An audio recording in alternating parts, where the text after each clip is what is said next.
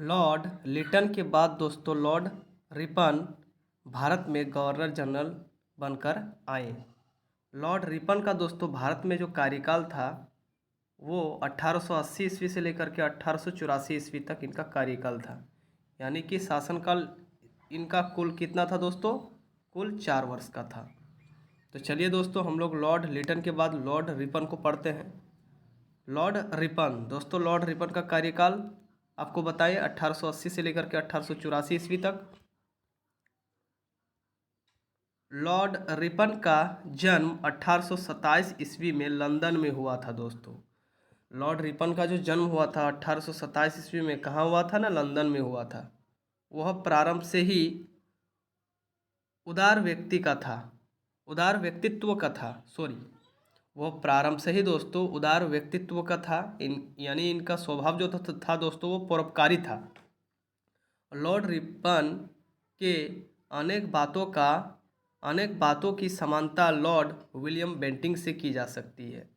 दोस्तों Lord Ripon की बातों की समानता लॉर्ड विलियम बेंटिंक से की जा सकती है। लॉर्ड रिपन का कार्यकाल 1880 ईस्वी से लेकर के 1884 ईस्वी तक रहा। इनका कार्यकाल दोस्तों कितना का था? 1880 से लेकर के 1884 ईस्वी का तक था। वह इस युग का एक सच्चा तथा उदार व्यक्ति था। वह दोस्तों उस युग का एक सच्चा व्यक्ति और एक उदार व्यक्ति यानी कि परोपकारी व्यक्ति था। उसकी शांति तथा स्वराज में सच्ची भक्ति थी। उसकी दोस्तों शांति या और स्वराज में सच्ची भक्ति थी। अभी तक अंग्रेज सरकार भारतीयों के भले के लिए केवल वही कार्य करती आ रही थी जो सबके भले के लिए उनके दृष्टिकोण से था। दोस्तों अभी तक अंग्रेज सरकार जो थी वो भारतीयों के भले के लिए केवल वही कार्य करते आ रहे थे जो सबके भले के लिए था। इस संबंध में अंग्रेजी सरकार भारतीयों के साथ किसी भी तरह का विचार विमर्श नहीं करती थी। यह भारत का सर्वाधिक लोकप्रिय गवर्नर जनरल था। दोस्तों लॉर्ड रिपन जो था वो भारत का सबसे अधिक लोकप्रिय गवर्नर जनरल था। फ्लोरेंस नाइटिंगेल ने रिपन को भारत के उद्धारक की संज्ञा दी है। दोस्तों एक इतिहासकार हैं जिनका नाम है फ्लोरेंस नाइटिंगेल ने रिपन को किसकी संज्ञा दी है दोस्तों? भारत के सुधारक की संज्ञा दी है। और उसके शासनकाल को भारत में स्वर्ण युग का आरंभ कहा है। किसके शासन काल को भारत का स्वर्ण युग का आरंभ कहा है दोस्तों? रिपन का, लॉर्ड रिपन का। 1882 ईस्वी में उन्होंने एक पुस्तिका, फ्लोरेंस नाइटिंगेल की एक पुस्तिका इस युग का कर्तव्य, द ड्यूटी ऑफ एज, लिखा था। उन्होंने एक बार कहा था, मेरा मूल्यांकन मेरे कार्यों से करना, मेरे शब्दों से नहीं। उन्होंने क्या लिखा है दोस्तों? कि मेरा मूल्यांकन मेरे वर्क से करना, मेरे वर्ड से नहीं, मेरे शब्दों से नहीं। नेक्स्ट जो है दोस्तों और एक इतिहासकार हैं पंडित मदन मोहन मालविक ने भारतीय राष्ट्रीय कांग्रेस के अधिवेशन 1909 में कहा था कि रिपन भारतीय वायसरायों में सबसे अधिक लोकप्रिय था।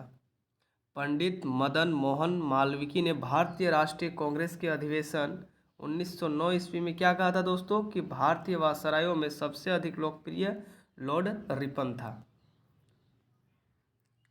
पेज नंबर 2 की ओर चलते हैं। लॉर्ड रिपन यह हृदय से चाहता था कि भारतीयों को प्रजातंत्र के प्रथम पाठशाला स्थानीयवादों से जोड़ा जाए। उसने स्थानीय स्वराज के संबंध में यह प्रस्ताव अथवा घोषणा की कि उसका उद्देश्य भारत के लोगों को लोकप्रिय तथा राजनीतिक शिक्षा देना है। कई अंग्रेज अधिकारियों लॉर्ड रिपन के विचारों से सहमत नहीं थे और उसका विरोध कर रहे थे, परंतु लॉर्ड रिपन ने उन्हीं कार्यों को करना जारी रखा जो भारतीयों के हितों में थे। लॉर्ड रिपन द्वितीय अफगान युद्ध को समाप्त किया था दोस्तों। लॉर्ड लिटन जो था दोस्तों वो द्वितीय अफगान युद्ध को लाया था, और लॉर्ड रिपन जो था दोस्तों वो द्वितीय अफगान युद्ध को क्या कर दिया था, समाप्त कर दिया था।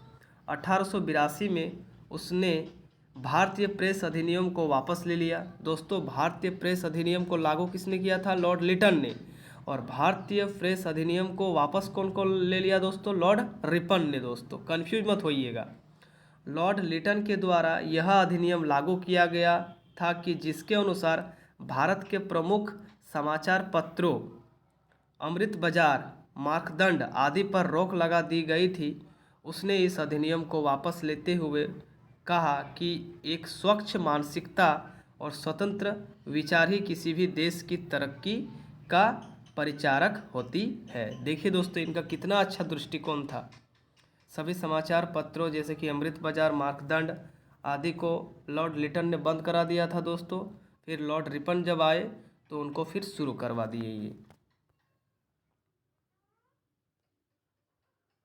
उसने इस बात को भली भांति समझ लिया था कि अंग्रेजी सरकार भारतीयों के विचारों को एक सीमा में बांधना चाहती है और उन्हें स्वतंत्र चर्चा के लाभों के संबंध में कोई भी मतलब नहीं है।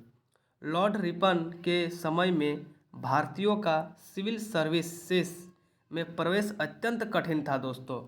लॉर्ड रिपन के समय में दोस्तों भारतीयों का जो तैयारी करते थे सिविल सेवा सर्विस यानी कि यूपीएससी या फिर आईएएस बड़ा पोस्ट के लिए दोस्तों, उसमें प्रवेश पाना अत्यंत कठिन था क्योंकि परीक्षाएं इंग्लैंड में होती थी। अभी तो दोस्तों भारत में होती है, लेकिन उस समय दोस्तों परीक्षाएं जो होती थी वो इंग्लैंड में होती थी। और स्टूडेंट्स को की वायु सीमा जो थी दोस्तों वो मात्र 18 वर्ष तक ही थी, निश्चय थी। यानी कि परीक्षार्थियों की वायु सीमा जो थी दोस्तों वो मात्र 18 वर्ष की थी और निश्चित थी, 18 वर्ष ही निश्चित थी। उसने भारतीय छात्रों के हितांत में यानी कि हित में आवाज़ उठाई, परंतु उसका कोई विशेष लाभ नहीं मिल सका दोस्तों। आवाज़ तो उठाई लेकिन विशेष लाभ नहीं मिल सका। लेकिन दोस्तों रिपन के ही प्रयासों के फलस्वरूप कालांतर में दोस्तों रिपन के ही प्रयासों के फलस्वरूप सीमा में 18 वर्ष की जगह 21 वर्ष तक की छूट दी गई। यानी कि सिविल सर्विस परीक्षा में बैठने के लिए 18 वर्ष की वायु सीमा तय की गई थी, लेकिन दोस्तों लॉर्ड रिपन ने उसकी वायु सीमा को 21 वर्ष तक बढ़ा दी दोस्तों। यानी कि 21 वर्ष तक आप सिविल सर्विस सेवा में भाग ले सकते हैं। इस प्रकार भारतीय छात्रों के हित में कुछ लाभ अर्जित हुआ। नेक्स्ट है दोस्तों 1883 में लॉर्ड रिपन ने हंटर आयोग का गठन किया दोस्तों। किस आयोग का गठन किया, हंटर आयोग का गठन किया। हंटर कमीशन की नियुक्ति इसलिए की गई क्योंकि इस बात की जांच पड़ताल कर सके कि 1854 ईस्वी कि वुड के सिद्धांतों ने देश का क्या कार्य किया।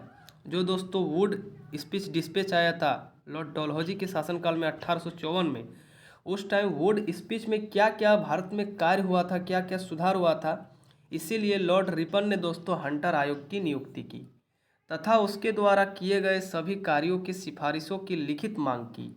यानी कि क्या क्या काम हुआ था, क्या क्या काम नहीं हुआ था लॉर्ड डलहौजी के द्वारा वुड स्पीच डिस्पैच। इसके कारण मुसलमानों के शिक्षा के विस्तार के लिए कुछ विशेष कदम उठाने के प्रस्ताव भी किए गए। नेक्स्ट है कि सरकार के ओर कुछ शिक्षा अधिकारियों की नियुक्ति की गई। सरकार के द्वारा दोस्तों कुछ शिक्षा अधिकारियों की नियुक्ति की गई जो शिक्षा नालियों की निरीक्षण का कार्य करते थे। जो शिक्षा नालियों की निरीक्षण का कार्य करते थे, मतलब शिक्षा में क्या क्या सुधार हुआ दोस्तों। लॉर्ड रिपन के समय में ही 1821 ईस्वी में दोस्तों 1881 ईस्वी से प्रथम वास्तविक जनगणना का कार्य शुरू हुआ दोस्तों। 1881 ईस्वी से प्रथम वास्तविक जनगणना का कार्य किसके शासनकाल में हुआ दोस्तों? तो लॉर्ड रिपन के शासनकाल में हुआ। और यदि दोस्तों आपसे क्वेश्चन पूछे कि प्रथम जनगणना किसके शासनकाल से शुरू हुआ था दोस्तों? तो लॉर्ड मेयो के शासनकाल में दोस्तों सबसे पहले जनगणना हुआ था 1872 ईस्वी में। लेकिन दोस्तों यहाँ पर क्वेश्चन ऐसा बन सकता है कि लॉर्ड रिपन के समय में ही 1881 ईस्वी से प्रथम वास्तविक जनगणना का कार्य शुरू किसके शासनकाल में हुआ दोस्तों? तो लॉर्ड रिपन के शासनकाल में हुआ।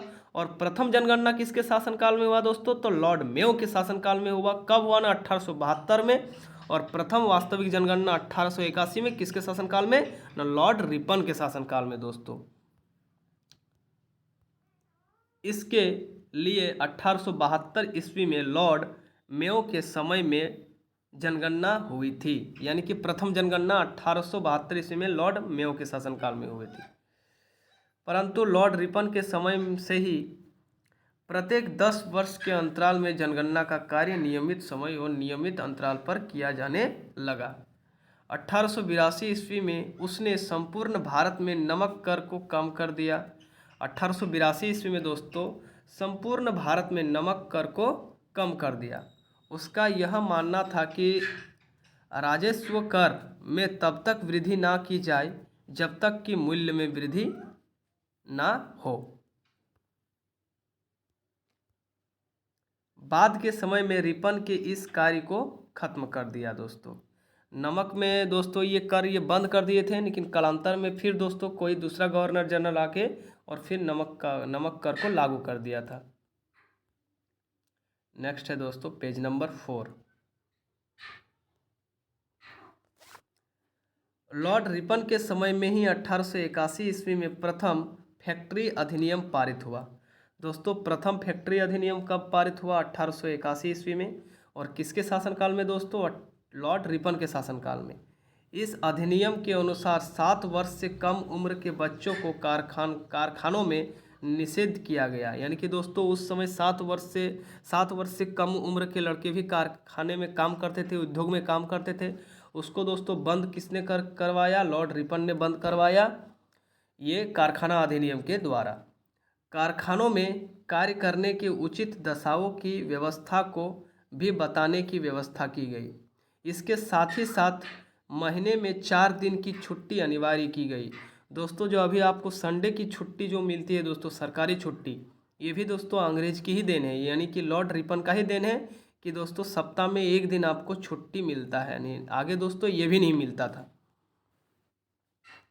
बहुत अच्छा टॉपिक है दोस्तों ये लॉर्ड रिपन। 1881 ईस्वी में रिपन के काल में ही स्थानीय स्वशासित शासन का जन्म हुआ।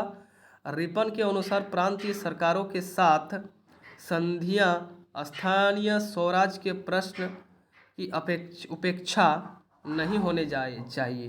प्रांतीय सरकारों को यह भी आदेश दिया गया कि वह प्रांतीय, स्थानीय तथा नगर पालिकाओं का ध्यानपूर्वक अध्ययन करें। यानी कि नगर पालिकाओं पर भी दोस्तों ध्यान दिया गया। फिर है दोस्तों 1882। Next paragraph. 1882 ईस्वी में लॉर्ड रिपन राजस्व की 3 भागों की पहलियों का आरंभ किया।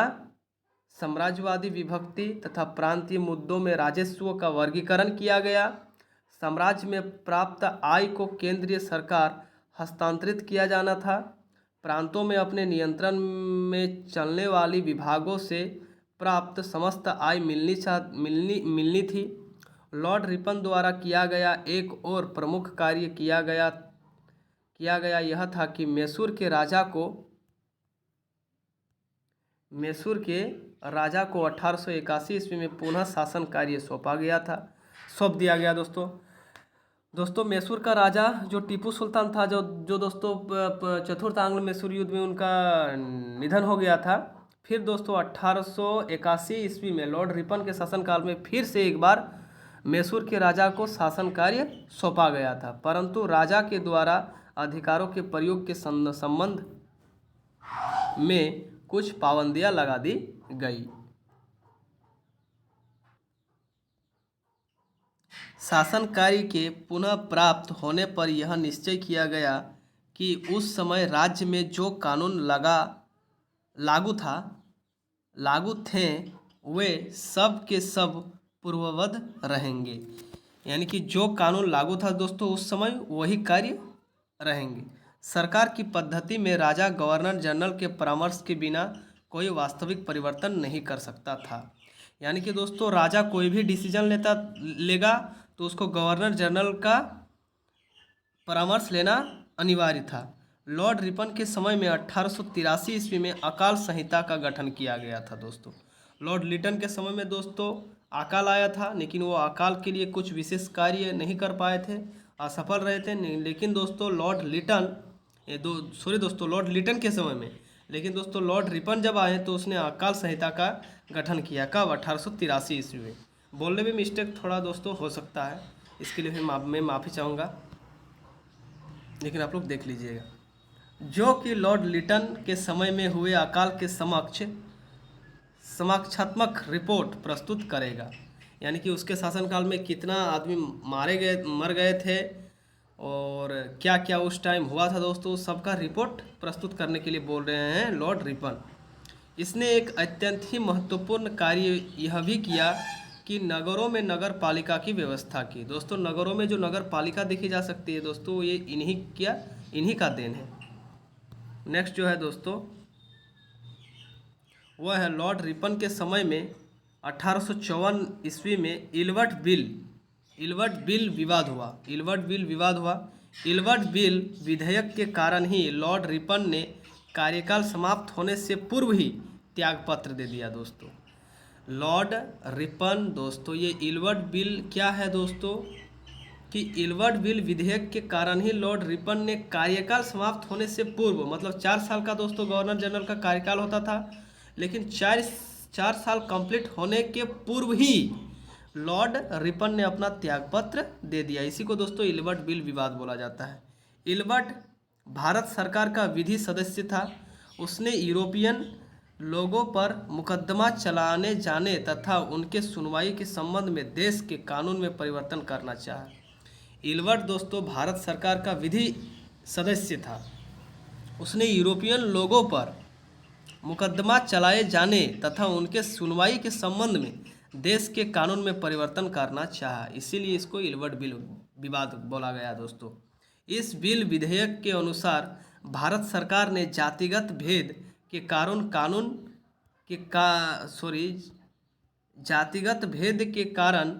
कानून संबंधित अयोग्य ग्रावों को दूर करने का निश्चय किया। इस विधेयक में यह प्रावधान था कि कोई भी मैजिस्ट्रेट यानी कि जज दोस्तों, कोई भी जज अथवा सेशन जज किसी भी यूरोपीय ब्रिटिश प्रजा के विरुद्ध मुकदमे की सुनवाई कर सकता था। इसके पहले तक 1873 ईस्वी की फौजदारी दंड संहिता के अनुसार यह नियम था कि प्रेसिडेंसी नगरों को छोड़कर कोई मैजिस्ट्रेट अथवा सेशन जज तब तक किसी यूरोपीय ब्रिटिश प्रजा के विरुद्ध मुकदमे की सुनवाई नहीं कर सकता था जब तक कि वे स्वयं जन्म से यूरोपियन ना हो। लेकिन आगे नियम दोस्तों दूसरा था फौजदारी दंड संहिता के अनुसार। लेकिन दोस्तों इल्बर्ट बिल विवाद आया, उसमें यूरोपियन को भी सजा देने का प्रावधान होने लगा। इस इल्बर्ट बिल विधेयक में एक बात और कही गई थी कि कोई भी भारतीय मजिस्ट्रेट के पद पर आसीन हो सकता है। बहुत अच्छा बात है दोस्तों। यानी कि आगे जो था दोस्तों मजिस्ट्रेट के पद पर दोस्तों ब्रिटिश ही रहते थे, लेकिन दोस्तों इल्बर्ट बिल जब आया तब इसमें एक बात इसमें प्रावधान किया गया कि दोस्तों भारतीय भी अब जज बन सकता है, मजिस्ट्रेट बन सकता है। इस इल्बर्ट बिल विधेयक का अंग्रेजों ने पुरजोर विरोध किया, क्योंकि दोस्तों उन लोगों का इसमें घाटा था और भारतीयों का फायदा था। इसीलिए इस बिल का अंग्रेजों ने दोस्तों बहुत ही ज़्यादा विरोध किया था, जिसके कारण इसे श्वेत विद्रोह के नाम से भी जाना जाता है दोस्तों। इसीलिए दोस्तों इसे श्वेत विद्रोह के नाम से भी जाना जाता है। इन्हीं विद्रोहियों के कारण ये विधेयक पारित नहीं हो सका। जब दोस्तों पूरा आंदोलन होने लगा तब ये विधेयक लागू नहीं हो सका भारत में। इस इलवर्ट बिल विवाद के कारण ही लॉर्ड रिपन ने दिसंबर 1884 ईस्वी में अपने पद को त्याग कर दिया।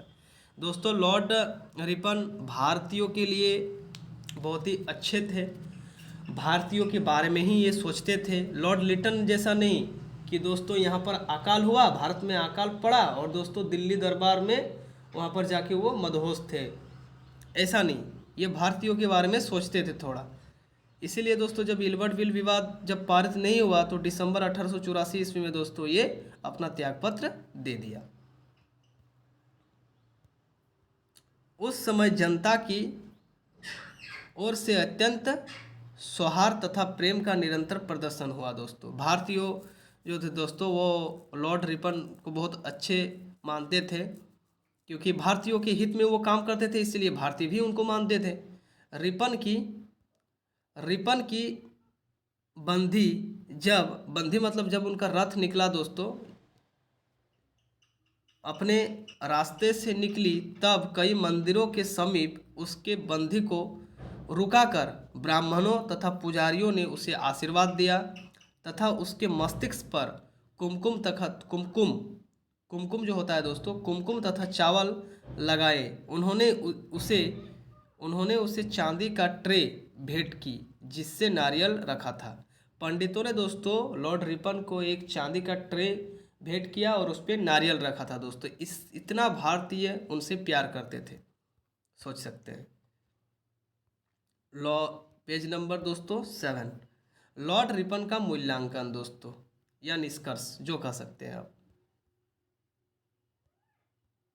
लॉर्ड रिपन का भारत में मात्र कार्यकाल 4 वर्षों का रहा, परंतु इस 4 वर्षों में ही भारतीयों के दिलों में अपने लिए एक अलग जगह बनाई।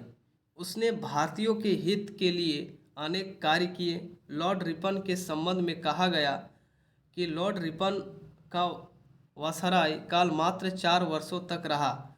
यद्यपि उसकी समाप्ति पर ब्रिटिश जाति के द्वारा कोई दुख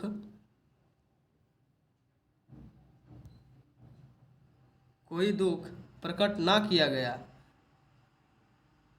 तथापि सभी प्रकार के भारतीयों ने अनेक उत्साहपूर्ण प्रगति किए। वह स्थानीय स्वराज तथा राष्ट्रीयता की प्रगति का वास्तविक सूत्रधार था। दोस्तों, यानी कि भारतीयों के लिए वे अच्छे काम किए। दोस्तों, इतना आप जान सकते हैं। सबसे खराब काम किया था दोस्तों लॉर्ड लिटन, और सबसे अच्छा काम किया था दोस्तों लॉर्ड रिपन। ये भारतीयों के हित में काम करते थे, और लॉर्ड लिटन जो था दोस्तों वो भारतीय हित के लिए काम नहीं करते थे, वो अंग्रेजों के हित के लिए काम करते थे। महत्वपूर्ण तथ्य दोस्तों, जो भी ऑब्जेक्टिव क्वेश्चन लॉर्ड रिपन से बन सकता है उसको हम लोग देखेंगे। पहला जो है दोस्तों, लॉर्ड मेयो की समय में प्रथम जनगणना हुई 1872 ईस्वी में, और प्रथम वास्तविक जनगणना दोस्तों 1881 ईस्वी में लॉर्ड रिपन के समय में हुई थी। दोस्तों, लॉर्ड रिपन को भारत का उद्धारक कहा जाता है। क्या कहा जाता है दोस्तों? भारत का उद्धारक किसे कहा जाता है? लॉर्ड रिपन को। रिपन ने द्वितीय अफगान युद्ध को समाप्त किया, और द्वितीय अफगान युद्ध को लाया कौन था दोस्तों? लॉर्ड लिटन। और समाप्त कौन किया? Lord Ripon. इसके अलावा दोस्तों लॉर्ड रिपन ने सिविल सर्विसेज की परीक्षा प्रारंभ किए और दोस्तों सुधार किए। आगे दोस्तों 18 वर्ष की आयु थी भारतीय सिविल सर्विस सेवा में प्रवेश का, लेकिन दोस्तों लॉर्ड रिपन ने उसको सुधार करके 21 वर्ष कर दिया, यानी कि 21 वर्ष की उम्र तक भी सिविल सेवा सर्विस में आप भाग ले सकते हैं। और दोस्तों उस समय जो सिविल सर्विस की एग्ज़ाम होती थी वो इंग्लैंड में होती थी दोस्तों, वो भी आप लोगों को याद रखना है। इसके अलावा दोस्तों 1883 ईस्वी में रिपन ने हंटर आयोग का गठन किया, और 1821 ईस्वी में दोस्तों प्रथम फैक्ट्री अधिनियम भी पारित किया गया। किसके शासनकाल में? लॉर्ड रिपन के शासनकाल में। और दोस्तों इलवर्ट बिल विवाद के कारण ही दोस्तों ये अपना त्यागपत्र दे दिए थे। नेक्स्ट है दोस्तों, रिपन के समय में ही 1883 ईस्वी में अकाल संहिता का गठन किया गया था। लॉर्ड रिपन के शासनकाल में दोस्तों 1883 ईस्वी में अकाल संहिता का भी गठन किया गया था। और दोस्तों रिपन के समय में ही 1884 ईस्वी में इलवर्ट बिल विवाद हुआ। दोस्तों ये बहुत ज़्यादा इंपॉर्टेंट है। 1884 ईस्वी में दोस्तों इलवर्ट बिल विवाद हुआ था। दोस्तों आज के लिए इतना ही। आशा करता हूँ कि ये वीडियो आप लोगों के लिए अच्छा हो। और दोस्तों जब सेमेस्टर 6 का एग्ज़ाम हो तो ये आप लोग के लिए दोस्तों उपयोगकारी हो, ये नोट्स लॉर्ड रिपन। दोस्तों यदि ये वीडियो आप लोग को अच्छा लगे तो लाइक, कमेंट और दोस्तों सब्सक्राइब जरूर कीजिएगा दोस्तों, क्योंकि मैं आप लोगों के लिए इतना मेहनत करता हूँ और दोस्तों आप लोग सब्सक्राइब ही मेरे चैनल को नहीं करते हैं। थैंक यू दोस्तों।